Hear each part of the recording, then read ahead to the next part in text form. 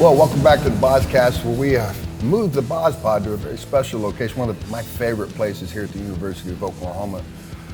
They call this place a great reading room. Now, as usual, I've got my Bozcast partner, Wallis Marsh, here, and we've got a very special show today and a very special guest, one of my favorite Sooner human beings because of what he's done in a very short period of time. He's such a transformative buddy that has some great stories from the 80s. So, without further ado, Wallis, who's that knocking on our door? It's the president of the University of Oklahoma, OU grad, former law school dean, the one, the only Joe Harroz. President Joe Harroz. Or is it? Let's go with the second one. No. We should blend them together. I think they blend nicely. I see a future. If you had told me back in '85 that I'd be here with Wallis, it would have made me a little sad.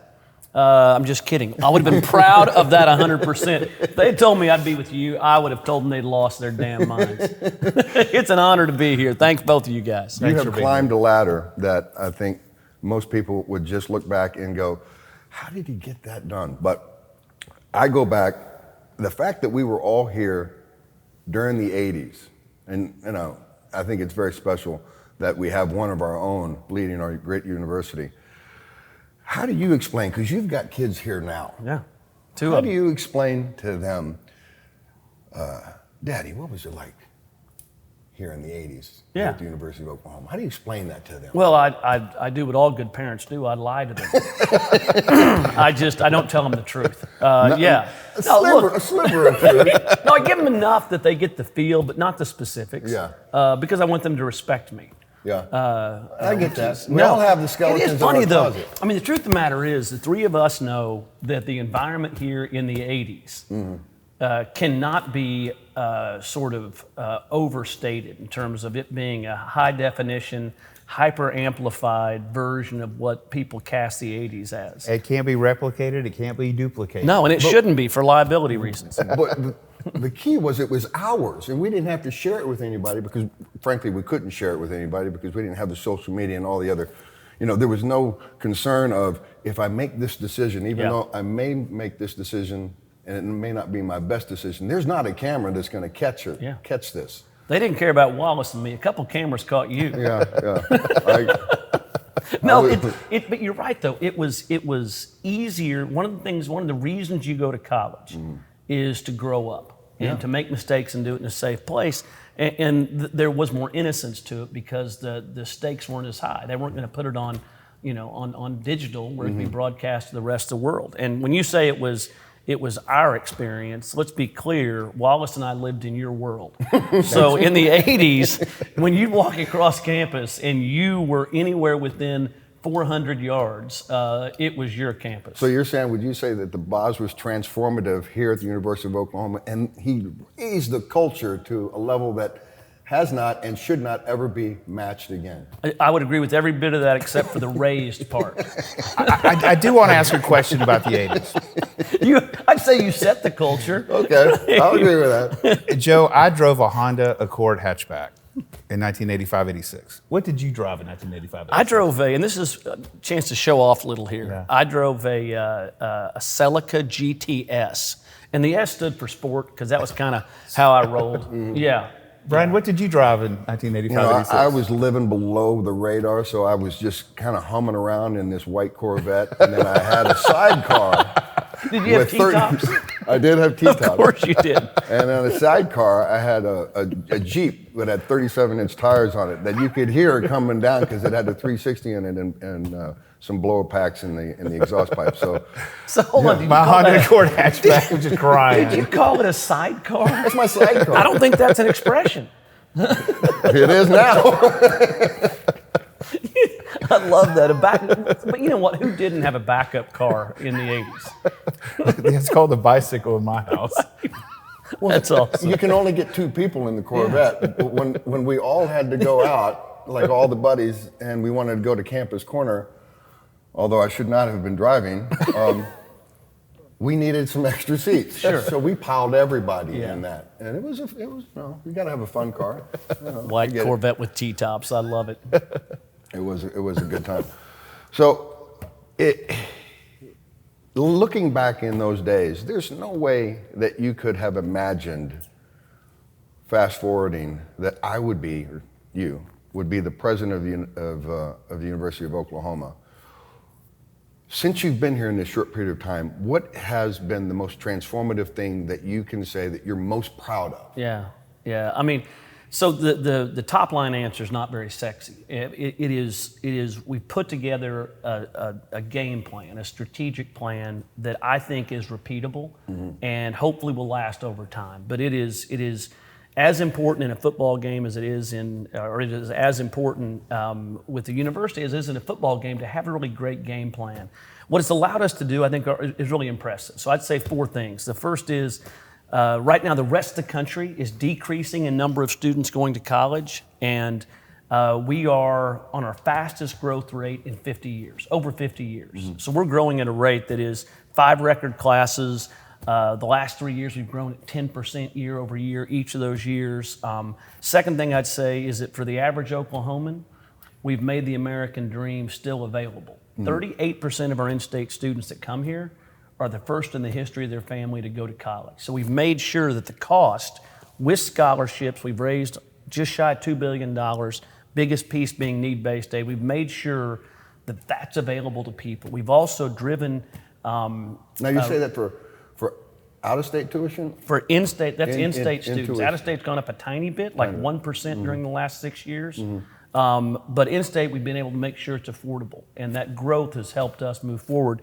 We've increased research expenditures each year from $300 million to $500 million. We just cracked $500 million, and we're on a path to get it to $1 billion a year, which would transform the entire state. And then finally, the 4th thing is we have an academic health system in Oklahoma City. That's how you make a population healthier. It was struggling just 5 years ago this June, and we did a big restructuring and merger.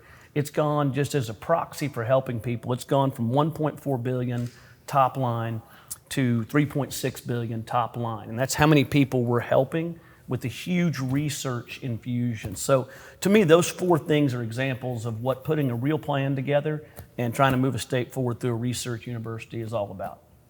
You know, you worked under the previous presidents, and you actually worked for him out in Washington before he got here. Absolutely. And then you came here. Yeah. Did you kind of see what he was doing, and then you couldn't, out of respect, just go, I got a different plan? Like when you first walked in here, you saw our cameras, you're going, guys, I don't want to be disrespectful, but can I make a couple of suggestions? Yeah. Did you do that to him so that he...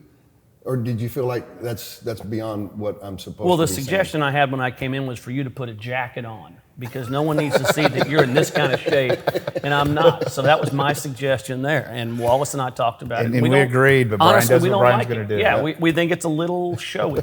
Yeah, I agree. And what are you going to do about it? Not a damn thing. Same thing I did in '85. Talk is talk. Action is action. Let's go. That's why I'm seated. I'm not doing a damn thing about it. No, it's interesting. So I worked for him for a lot of years. I was general counsel here. I actually helped him get started as his chief of staff, and then spent 12 years as general counsel, left for a couple of years, came back in as dean of the law school for 9 years. And I mean, he's a brilliant man. You've got to know. I mean, but you didn't have your eyes set on. No. Okay. So. When I came here, I planned to be here for a year. Yeah. Okay. I mean, you have those things. Sure. And then next thing you know, then I was planning to go to the private sector. I did, and then the law school dean job came open, and then once you come back in, I'd never managed anything this size before. Yeah. And to me, and I mean, it's a huge enterprise. Absolutely. $2.2 billion for these campuses, $3.6 for the academic health system. It's just a big enterprise, and I'd managed smaller things, so I went to a few mentors on the board that had run multinationals, had run portfolios of companies at scale, and took a lot of those business principles, married those with what I learned from President Boren, and tried to create a fusion of how do you run a research university in a new era around change using business principles like Wallis applies to move an institution forward. And I think it's the application of those two together that is a big part of what is our game plan today, and how do we execute. Yeah. You know, it's nobody loves the University of Oklahoma as much as graduates, and it means so much to all of us. You right now are overseeing I mean, let's be honest when you're talking sports, 5 professional sports teams. Yeah. You've done a major pivot with going with the general manager route. Can you talk about what that responsibility is like for you and where you see us going in sports and joining the SEC? Yeah, it's an unlikely thing. Like in '85, everyone would have guessed that he'd be here talking about sports. But my last great moment in football was getting cut by Coach Pinkerton in 7th grade at Hefner Junior High, which was a humiliating moment that I still live with today. But it's interesting. When I first came here, I got involved. It was rough. Failing I'm not going to say you failed in athletics. You just didn't rise to the level where a coach felt like your involvement was going to move the team forward. Right. But it does haunt, and I get that. It's haunting. But what you have done is you've elevated the academics in your life, that you've changed our university for the better in a way that I don't think anybody could ever imagine, and it's still going in that direction. Yeah, and you did it so quickly. Yeah, it's interesting. So the roots in all of this, when we moved to the Big 12, when the Big 12 was formed, David Bourne didn't love going to those meetings, so he had me sit in as the proxy president in his seat. So I got to watch, when I was general counsel, athletics from the formation of the Big 12. Then I tried 2 major infractions cases against the NCAA, your buddies. Mm-hmm. That made you popular. Super popular. and I got a T-shirt for you. Oh, I've seen it. Everybody's seen it. I'm gonna make one special for you. That C stands for communist, right? Something like that. Something like that. Oh no, believe me, that's seared in my mind. And then when I came back and wound up in this job, what was fascinating is I went into the room and it was like nothing had changed since I was doing this 15 years earlier or 20 years earlier. I mean, the same dogma, the same entrenched ideas. And when I went to the then commissioner at the Big 12, right, I couldn't believe that we hadn't adapted. And when the Alston, I mean, you can draw a direct line from 1984 NCAA versus the University of Oklahoma and Georgia that changed forever. And in 1984, everyone should have known that antitrust laws prohibited players like you from being told they couldn't make money. And you knew that, and you made the T-shirt, and you were right. But I didn't make any money. No. I'm still waiting for that check. But now you've got Dr. Pepper money. It's not the same. Not what these cats are making. I mean, they're cutting checks in 7 figures. Right. No, it's a little different. I was getting $25 just because I made a tackle, and that was only in lieu of here's a free meal. That's $25. And you barely had 2 cars. I did barely have 2. It was a '78 Jeep. It wasn't like it was brand new. No, but I mean the point is you weren't getting paid. No, or not market. Definitely not market. That's probably a safe thing to say. Let's just say not. Let's say not market. It was not market. I think that's a healthier place to be in all of this. But then I came into this gig, and what was fascinating is the Alston case, which was the 9-0 Supreme Court decision 5 years ago, this June, came out. And before it came out, I'd already begun talking with the Texas president and Joe Castiglione and Chris Del Conte at Texas, and we had already decided we had to leave the Big 12 and move it wasn't to the easy. SEC. It was complicated. You had a lot of different moving parts. So complicated. Talk about that a little bit, because it's funny. I just saw that interview with the Texas president and how you and him got together and how are we going to do this. And he was reluctant until you came on board and said, we got to do this. We got to do this together. Jay's my guy. I love him. Jay Hartzell was the president of the University of Texas. The current president was the general counsel. So Jay went to greener pastures at SMU to go cash out in the private sector. And I hope he hears this because I miss him like crazy. I love that dude. He's at SMU right now. He was at Texas. And Chris Del Conte and, of course, Joe Castiglione. And we had to figure out how to make the move.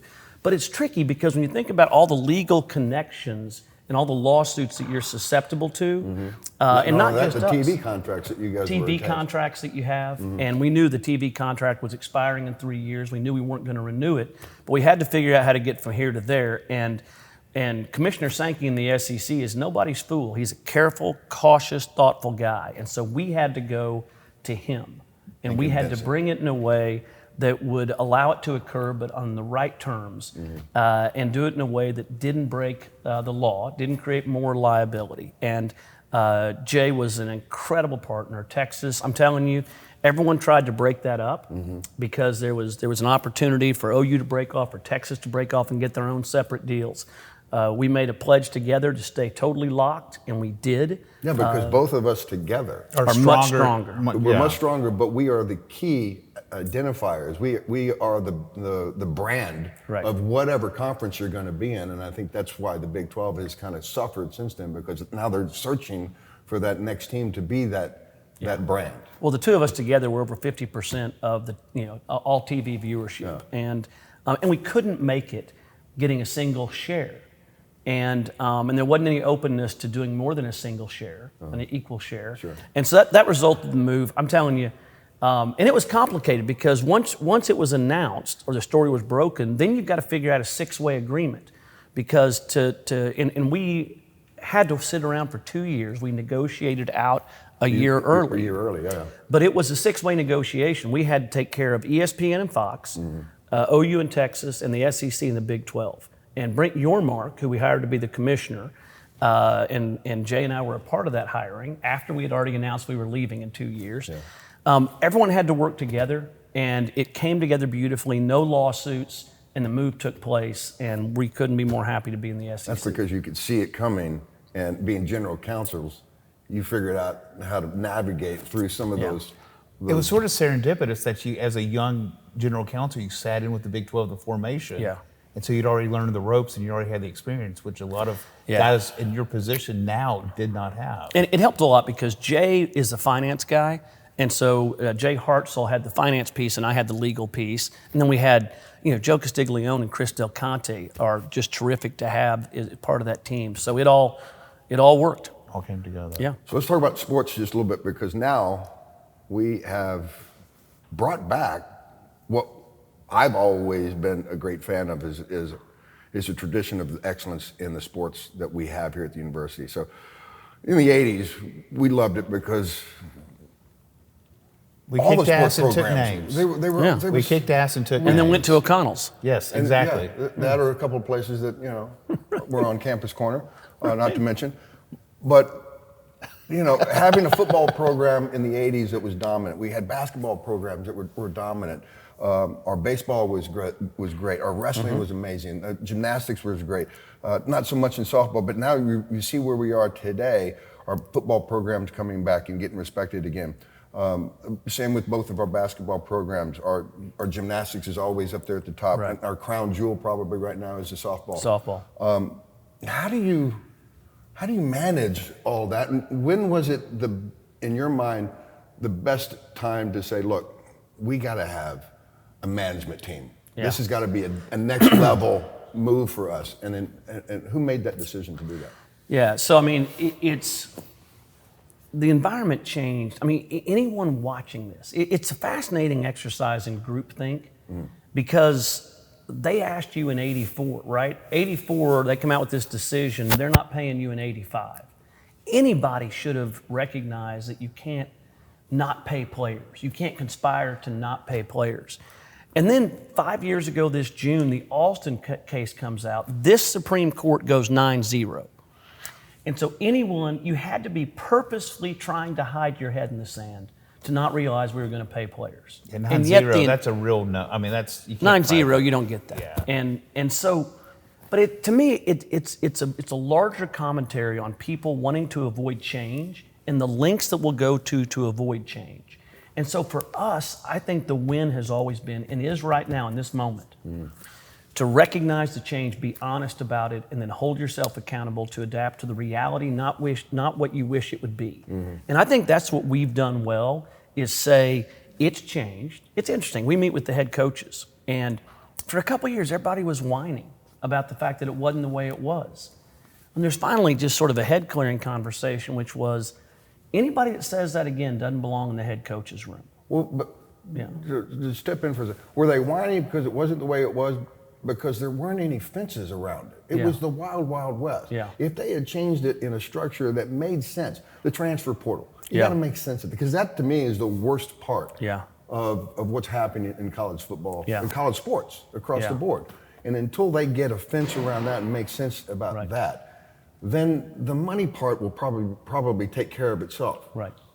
But where is that in the horizon? So your fence analogy is perfect. We had this high fence that nobody could get through. You can't pay players even a penny, right? And then instead of lowering the fence and controlling it, they just blew the fence out. Yeah. And all hell is broken loose. Yeah. You've got to erect those fences that comply with the law. And that's, we're not there yet. The CAC is supposed to be that entity that does that. They got off to a slower start than they would have liked, but that's the best bet we have is the CAC trying to regulate and put these fences up. But the real issue that people want to avoid to this day that we have to have is we have to have antitrust protection. And there's really only two real paths out there. One is an act of Congress, which is one of the biggest Hail Marys ever, right? Certainly in today's environment. And everyone still, you talk to anybody in the industry and they'll say, well, we hope we get the SCORE Act passed.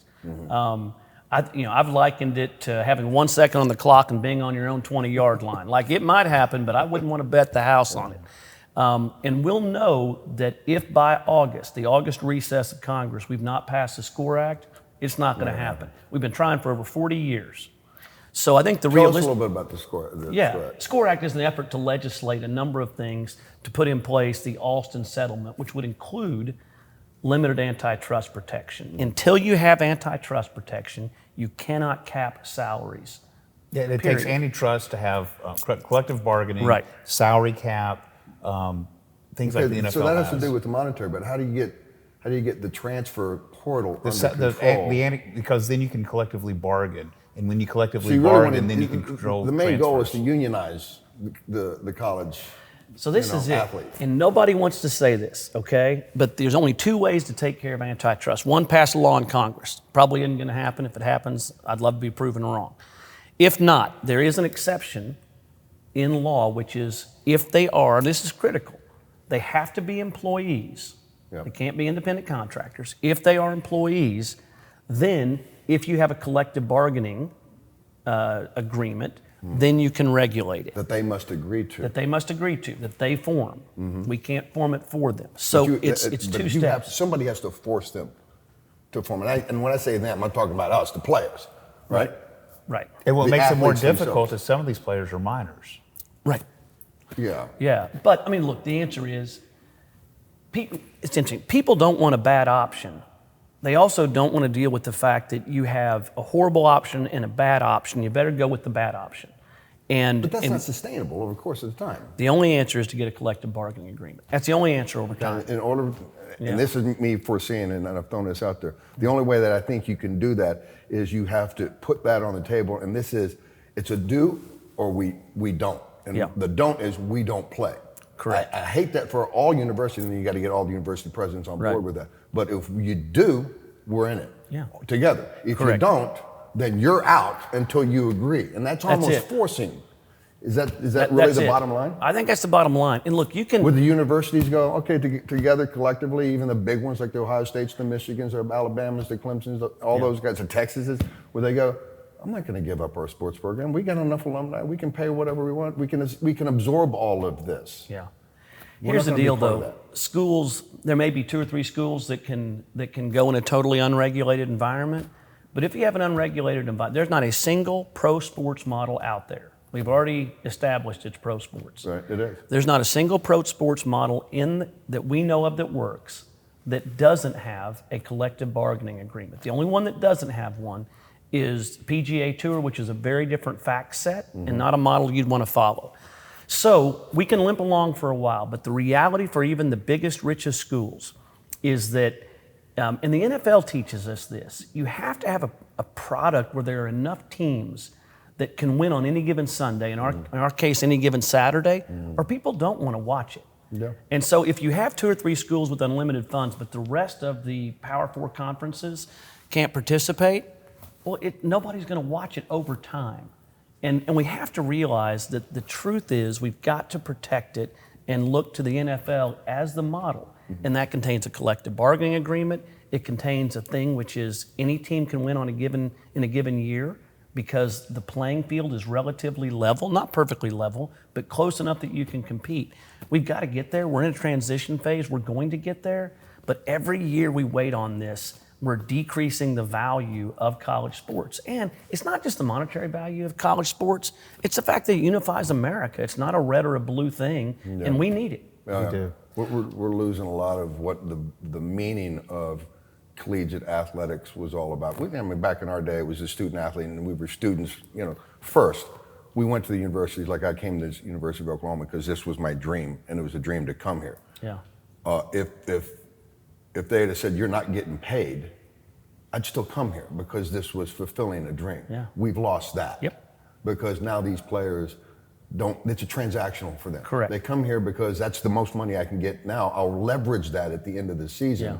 So losing the contractual part of saying, I'm here, I'm gonna be a Sooner until the day I die. Yeah. That's where I think the fans get robbed. No question. So do you think we're on life support in college athletics No. until they get this thing done? So I would distinguish it a little bit. It's unsustainable. Yep. We saw viewership go up this last year. Yeah, because it's super exciting. Right. It's very exciting. In fact, the portal itself is an event that you can monetize and make work for everybody. Mm-hmm. But over time, over a 4 or 5 year time period, it will diminish college athletics materially. So we got to fix it soon. We have a little bit of time before it goes to life support, but it's going to head there. And here's a good example, and you've already referenced this, but the Thunder, right? Mm-hmm. They're NBA champions. We've got SGA. We're not at risk for losing him during the time that we've had him. We've re-signed him. To have a mid-market team like the Thunder prosper in the NBA is what you need for a sustainable long-term opportunity. We've got to create a structure where they can't transfer every year, but they're also compensated fairly, but it's something people want to watch, and it's not just 2 or 3 teams. So, and it's doable. There are plenty of examples, but man, leadership, they've got to get their head around the fact that there are real choices to make, and the answers are difficult and they're painful, but if you don't make them, the long-term cost is too high. The other thing that's really, the other thing that really stands out to me is the students also get robbed, the student athlete, because they're no longer in it for becoming successful professionally past their sports careers because they can't graduate. If they pond hop 4 or 5 times, you can get away from that. You can get away with that first couple of years, but those later credits, they don't transfer. So they just don't care about getting the degree, and then 4 years after their career is over, they got nothing to fall back on. So I think this is the biggest, I think this point to me is the biggest concern. They should get paid. I'm 100% on board with that. There's no reason everybody else should get paid and they shouldn't. But it should be under a structure where we recognize that they're college students and that we develop them academically, but also that they've got a home. I mean, can you put a dollar value on your relationship with being a part of your teammates at Oklahoma? Absolutely, and it's the best decision I ever made, and it's paid forward 40-something years. And Brian, and you come back for every home game and see all your teammates and friends. But this is my home. It's your home. Right. It feels like home, and I'm embraced like that. You get a guy comes in here maybe once, if he stays 2 years, maybe he's remembered, but he's not embraced. That's the biggest failure for us of the student athletes. Right. We don't give them a home. But what home do you give them if they go to 4 different universities? And the one that was most stop. successful? It's got to stop, and it's got to align with fan interest. Exactly. Right, which isn't built over one season; it's built over 3 or 4 years. So, yeah, maybe you throw in. I love the proposal. You get 1 transfer for free, and then you don't, and that gives you a chance. Or you to got change, to the second time you have a transfer, you sit out that year, and you don't get paid because you're not employed. Correct, and you get 5 years to play for. Yeah. I mean, it's not complicated. It's not complicated. It's not. I do want to say, Joe, we were lucky at the University of Oklahoma to have you as our president because it's true. It's not the strongest. It's not the smartest, thank God, but it's the one that adapts to change. That's it. And you have adapted to change as quickly as any other university president that I'm aware of, and we're grateful that you're steering our ship. I'd say it's we, and I mean this. The alignment we have is the board, me in this role. The athletic director was Joe. Now it's Roger. Roger, I'm telling you right now, is one of the most innovative minds. Joe and I bringing in Randall Stevenson, who was the CEO of AT&T, I cannot tell you. I mean, he has skills that I don't have, Joe doesn't have. And so this idea of credit for adaptation, it's bringing in the OU family. He's an OU grad. He's brilliant. And having a coach, Brent Venables has a growth mindset that most coaches do not have. Anyone can kill the ability to adapt to change. Board can kill it, president can kill it, AD can kill it, head football coach can kill it. Any one of those four can kill it. And what is allowing us to have the first pro-style GM and to make these changes, there's plenty of folks that the board wants to do it, the president wants to do it, or the AD wants to do it, but they can't get alignment with the head coach or with each other. And that's the secret sauce we have right now. It's not one good mind or one inspired person. It's sitting down. And I can tell you, our board, they're just 7 people, and they have put the time in to understand this. And I think that's what's driving our success. You touched on Jim Nagy. Oh. Brilliant move. How much do you think that has helped Brent in just releasing the responsibility of having to manage all of what goes on the transfer portal, the negotiation with the kids, and then the coaching and the development of the kids, and creating a culture and all the other stuff, and it changes year to year to year. Yeah. He's a defensive mind. So bringing him in, brilliant, and you could see last year was amazing. You could just see Brent being Brent. Right. And you've hit the nail on the head. First of all, Jim Nagy, I mean, the structure's right, the guy's right. Yeah. Jim Nagy he's so good. I've gotten to know him well. Did you make the decision to bring him in? The structural idea was the 4 of us, the 4 groups I talked about working together. Right. Randall Stevenson led that search. Okay. And Randall and the outside consultant, Jake Rosenberg, identified him, and they deserve credit for that decision. Here's the thing, though. Your comments about the student athletes and their impact. I think it's all, you've got to get everything centered back around that and making sure we're focused on the student athletes' success. And here's the biggest drawback to not having a pro-style GM that most people don't think about.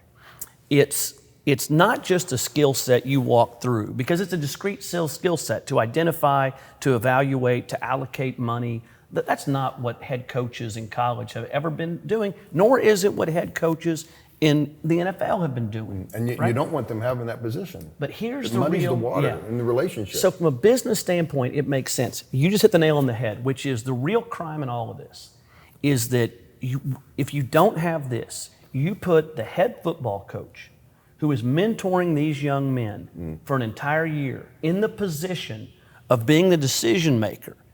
If I've coached you all year and then I'm the head coach and I'm in charge of this decision and not the GM, it's me coming to you to say, hey, Wallis, I told you I love you all season. I know how hard you work, but honestly, you didn't produce at the right level. We're going to cut your salary in half. Yeah.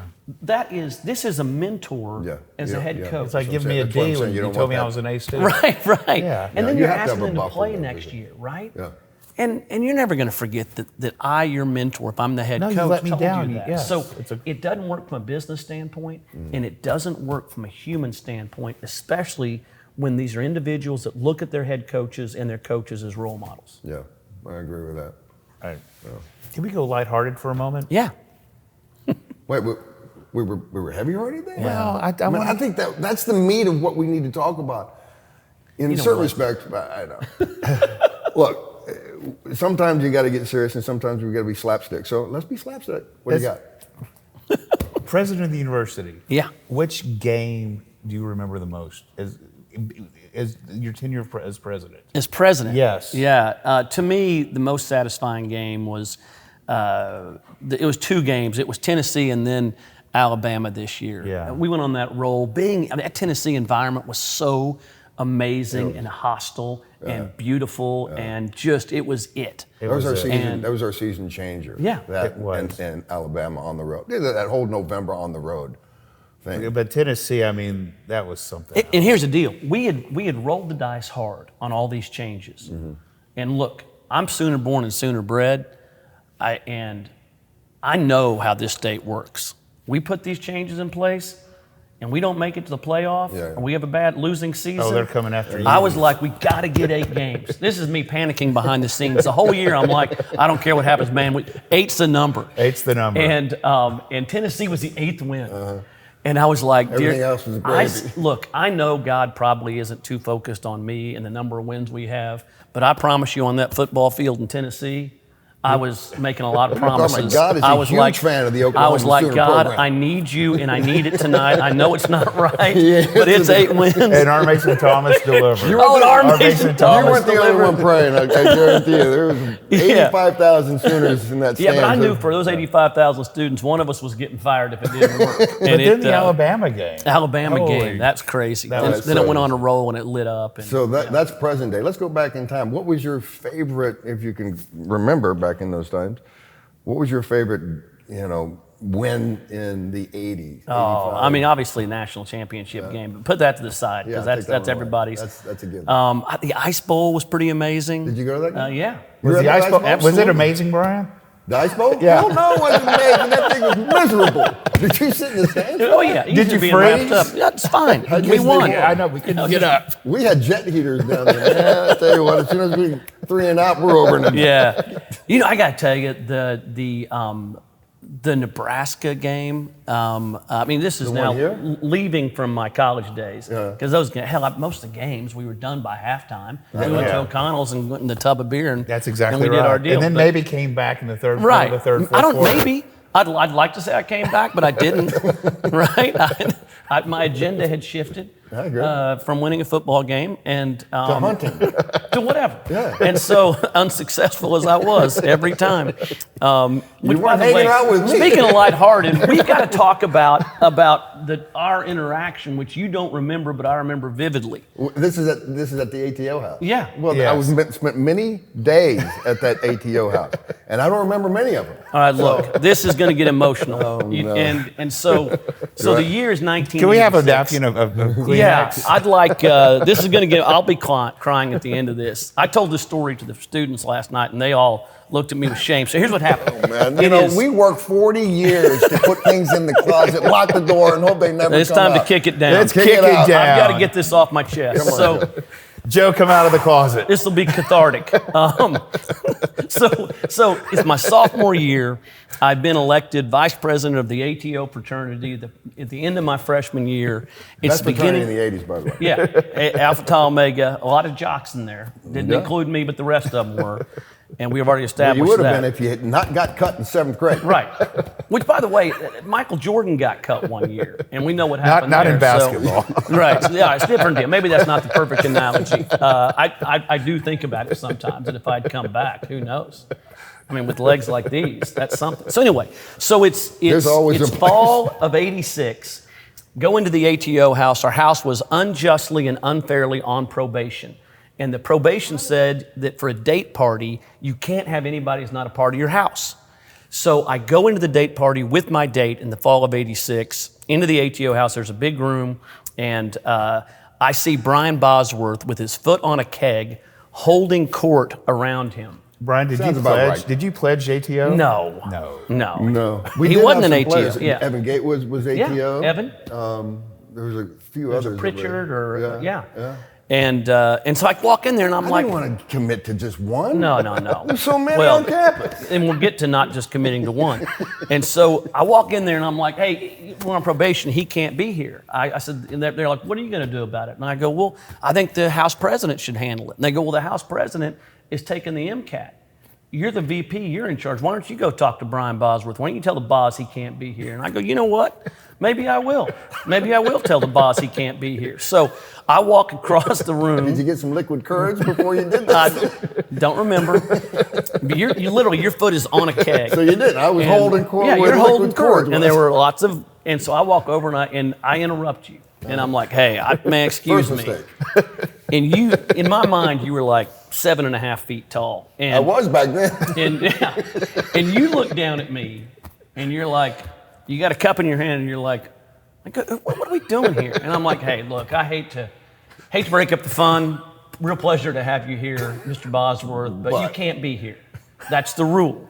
And so I'm going to have to ask you to leave. Yeah, I didn't hear any And of I that. kid you not, he looks at me, rolls his eye, and just keeps drinking, doesn't even address it. And so I go back, And my buddies are dying laughing.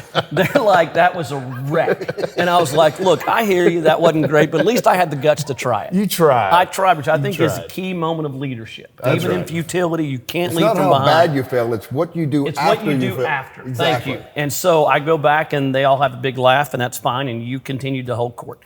Back in the day, after a party, you'd get party pics, and party pics would bring you sheets of negatives of all the pictures Cell phone pictures of the past. of the past. That's right. And then you'd pick out those pictures and you'd say, I want this one, and you'd write down a number. And they came in one big batch. They'd come like 20 at a time from that party. I remember this. So it was a date party. A couple weeks go by. I walk by where these things were delivered, and there's about 20 guys all sitting there looking at it. I walk by and they die laughing. And I'm like, oh, what's going on? They're like, man, these are the party pics from that date party where you talked to Bosworth. And I go, oh, I get it, man. It's funny that I tried and failed to get Bosworth to leave. And they're dying laughing, and they're like, no, that's not it. And I go, what else could it be, man? And What'd you they do, Brian? And they point to the picture. I grab the picture, I look at it, and it's a picture of my date kissing Brian Bosworth. On the lips? Picture. On the lips? Look, I'm dealing with a lot of this right now. I think it's not fair for you to come at me. And that was it. So that was my great Brian Bosworth moment. And I've held a little bit of Look, resentment when you for go this. into an environment like that, you go in with a blinder on, and you're just kind of scoping the room until something stops you. It wasn't my fault she was cute. You were the It was victim. your fault that she was with you that night. Hey, we got to give Joe some credit for having a cute girl. What are you talking about? Joe's wife was amazing. Why do you Yes, act surprised? actually. I'm I'm just not kidding. surprised. I totally get it. No, you drove a CTS. yeah. I was in awe of you in 1985. Is that not great, though? And then all those years later, we're sitting right here. Which, But by the way, By the I way- went back and looked at some. This is a yearbook, and I went back and looked at some of this stuff, and I think what year is that? this is '87. Dude, you were a badass. Oh, yeah. You were a badass. I had hair then. I know. I was about to say. Where are you? 95. I He's think. down at the bottom. Yeah. Dude, you look like a mafia member. What? Was that after spring break? Because you're as tan as. It was definitely after spring break. Let's see what that was. Oh, God. This is the party. That was the name Oh, of it. that's right. That's the Yeah. party in Dallas. And then where's the other one here? He's a tough guy down at the bottom, isn't he? Look at you, dude. What's that face? I don't know. That's a guy who got cut. I'm still mad about it. You look mad. Have you seen this, Wallis? have, It's I have. so bad. Oh, dude, I wish you hadn't brought I this love up. the coming around with Yeah. the bicep, No, but no. the bicep's not there. No, when you have, there's no, it's the arm minus the bicep. You know what? I love the way we lived our lives back in the 80s So do because I. it was unapologetic. We Yeah. were ourselves. Yep. The party pics were the only evidence that was out Mm-hmm. there. And yet, 40 years later, when we come together, we love each other. Yeah. We love each other like brothers. You know, and I think that's the key ingredient that we talked about today in today's college sports is that we are losing the ability to create families for decades. Yeah. You know, and I think that's And the goal is to correct that. yeah, we got Right. to correct The goal that. is to correct We have that. to. We have to The correct University of brotherhood, the Oklahoma. brotherhood matters. is super special. Staying through the University of Oklahoma and making an impact and building 4 years of success here for 40 years of success is really what we're all about, and that's who we achieve by bringing in the right players, the right athletes, the right students. Yeah. Which is another question I wanted to ask. We didn't really deal with this stuff, and I know this is off target. We didn't really deal with this stuff back in the 80s because it doesn't matter. We didn't have the volatility that we have today. But in today's political climate, it's such a hot topic. There's so many Yeah. triggers. Yeah. How do we maintain that kind of sanity on our campus where you don't see craziness happen where you have the right and the left disagreeing at such a level? Do you get involved with that? Do you have? Is there a policy when young I do. students come in? It's interesting. So after this, I'm going to go teach an American federal government class for freshmen. Okay. And one of the questions I'll ask, and I think this is probably the biggest thing that distinguishes this era from the 80s, it's a harsh demarcation and something we have to work against, which is because of social media feeds. And one of the questions I'll ask the students in the class is, do you identify as being red or blue, Republican or Democrat? And in your mind, do you view the other party as not worthy of being heard? The enemy. The enemy. Yeah. That's it. The enemy. And that's where we're losing. The other side, both sides that's are it. guilty of this. Both sides are guilty. And you know what? I'm guilty of it. All of us have our social media feeds, and you have this immediate impulse that the other side is somehow the enemy. And that's what we have to battle against. That's why this sense of brotherhood, sisterhood, community, when you look at what is the real value proposition behind coming to OU, I'd say it's three things. It's excellence. Yep. It's got to be affordable. It's got to be a place where you feel like you belong, where you feel like you're really a part of it. It's that connection that then drives you to have understanding of other people, to be a better person, to be a better citizen, and to live a life that's more fulfilling and happy. You look, the biggest epidemic right now in our country is loneliness, which fuels hate. Yep. People feel lonely. Isolation. And they isolate themselves, though. They do. It's stunning. Yeah. And it truly is an epidemic right now. And that's what we're trying to combat, is to form these communities where people feel connected. You look at our strategic plan, athletics fits in 3 of our 5 pillars for the entire university because it connects people. It makes them feel a part of something that's extraordinary and special and that has love attached to it. And that to me is why this matters. Can I close? We need to close, but can I close with this? I always tell everybody the University of Oklahoma is our grandmother. And if you feel a part of Oklahoma, whether it be an alumni, whether it be a fan of the University of Oklahoma, that makes us all cousins. Yeah. And for football games, we're all coming back for a family That's reunion. And everybody in this room, I feel like we're all cousins. We're all related. There's no red and blue. It's one family. It's just That's us. And it's us, and it's inclusive, and everybody's welcome to be a Sooner. Can I say this really quickly? I know you got to Yes. wrap up and do your special thing that you big media stars do. But there's been a lot of nice things said about me. The truth of the matter is, you two are perfect examples of what makes the university special. Wallis, I mean, what you've done in oil and gas, what you've done for the university, what you've done for OU football, it's stunning. I'm not sure what you've done for the university. A couple things. But you know what? You come back every time. You speak to our players, you mentor, you help us grow, and I just can't tell you what an honor it is to be friends of your two and the impact you have on the university. Well, I love the university like no other. You know that. I get super passionate about it. I love our students. I love our kids because I was once that knucklehead that needed direction. Now I have some blessed direction, and I want to, impart that on them.